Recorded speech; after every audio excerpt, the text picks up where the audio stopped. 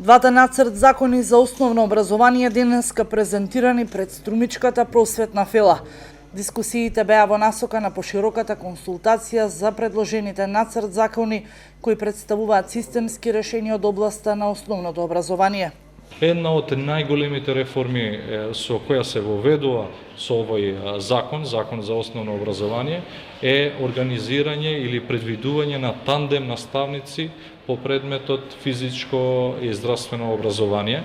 Покрај оделенски наставник, од прво оделение до пето оделение ќе има и наставник кој е квалификуван, адекватен за организација на наставата по овој предмет, имајќи ги предвид сите податоци и анализи кои ги имаме, дека е голем процентот на нашите деца, на нашите млади луѓе со деформитет. Со тоа сакаме да ја подобриме состојбата и во овој аспект.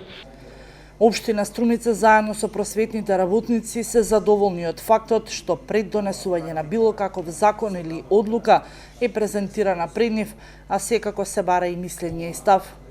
Посебно да изразам задоволство што овие закони тангираат и некои проблеми околу инклузивноста на одредени категории на ученици, која за мене е исто така многу важно, еден сегмент кој општините на некој начин успевале да го компензираат недостатокот на тие некои сегменти кои што можеби не биле доволно обработени во поранешните закони. Се надевам дека и тука ќе добиеме некои квалитетни решенја кои што и оваа категорија на наши сограѓани на најквалитетен можен начин ќе ги вистински инклудираме онаа што сите сме заложени и веруваме во тој процес да ги инклудираме. Тоа е само еден сегмент, како би рекол едно мое размислување.